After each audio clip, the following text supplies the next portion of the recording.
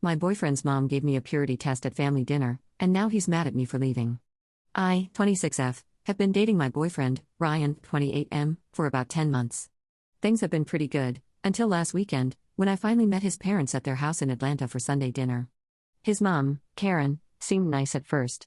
She hugged me, said she'd heard so much about me, and did the whole welcoming thing. But during dinner, she kept asking these weird, pointed questions about my past. Things like, so, how many serious relationships have you had before Ryan? And what made those end? I tried to keep my answers vague, but she kept pushing. Then after dinner, while Ryan and his dad were outside grilling dessert, I don't know, it's a thing they do, Karen sat down next to me on the couch with her phone. She said, I know this might seem old-fashioned, but I care deeply about who my son ends up with. Then she opens this app on her phone. I kid you not, it was literally called Purity Test Calculator or something like that. She starts reading questions out loud and expects me to answer them. Stuff like, have you lived with a partner before marriage? And have you been intimate with more than 3 people?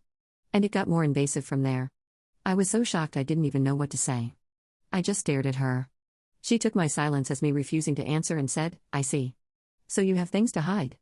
I stood up and said I needed to use the bathroom, but instead, I just grabbed my purse and left. I called an Uber from the driveway. Ryan didn't even notice I was gone until about 20 minutes later, when he came back inside.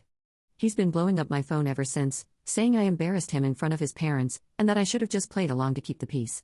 His mom is apparently very upset and crying, saying I rejected her attempt to get to know me better. Ryan says his mom is just protective and comes from a religious background, so I need to be understanding. But like, a purity test? On an app? At 26 years old? Am I insane, or was that completely out of line?